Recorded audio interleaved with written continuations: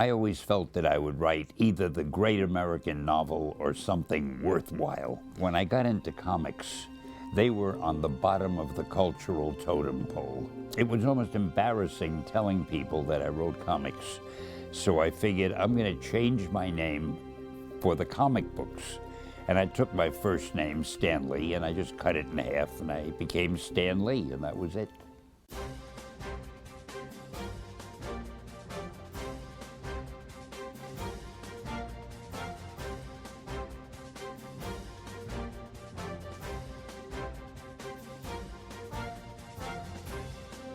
The publisher I worked for, what he would say was, I don't care, don't waste time with a lot of dialogue and characterization and all of that.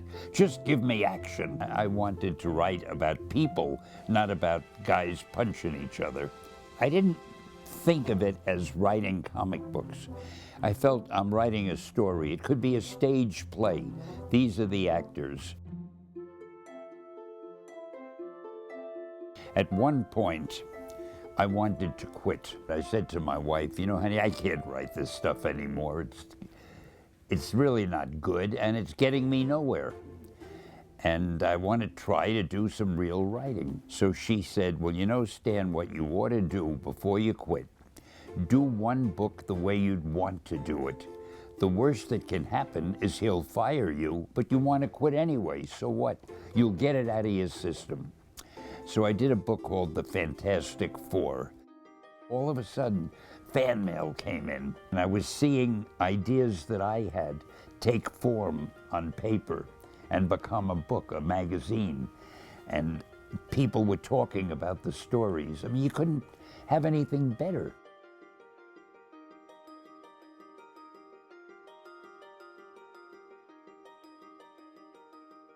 The main thing with coming up with a superhero is you have to figure out what's his superpower. To have a character who can stick to walls like an insect. Okay, that was my power I was going to use. Now what would I call him? So I thought, Insect Man? Nah. Fly Man? I don't know. And I went down the list. Mosquito Man. Then I got to Spider-Man. And I said, wow, that sounds kind of dramatic. Spider-Man. It's almost scary. I like that. And to make it different, I'm going to make him a teenage kid. And to make it even more different, because you're always looking for ways to make what you're doing seem original and unique and different, I'm going to give him a lot of personal problems. So I ran into my publisher and I told him the idea. And my publisher, in his wisdom, said to me, Stan, that is the worst idea I have ever heard. Well, I walked out with my tail between my legs. I was really mortified. But I couldn't get Spider-Man out of my mind. To get it out of my system, I had Spider-Man drawn up and put in the last issue of Amazing Fantasy, and I forgot about it. It turned out that book had been the best-selling book of the month of all our comics. I needed some sort of a dramatic line for the fact, again, because I wanted the hero to grow as a person, and something terribly dramatic had happened in his life. And he realized with great power must come great responsibility. I thought it was a good thing to write in the story. I never knew it would catch on the way it did.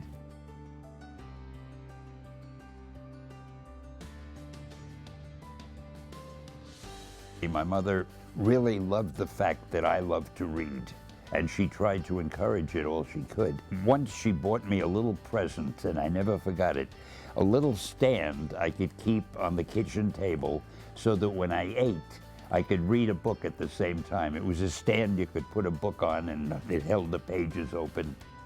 I never would have expected anything like this when I was young, and I still sometimes have trouble believing it, because all I was doing was trying to just make a living. I don't think I'll ever retire, unless I just reach the point where I can't work anymore. Oh, I forgot to say the most important thing. Excelsior! Hey, NBC News fans, thanks for checking out our YouTube channel. Subscribe by clicking on that button down here, and then click on any of the videos over here to watch the latest interviews, show highlights, and digital exclusives. Thanks for watching.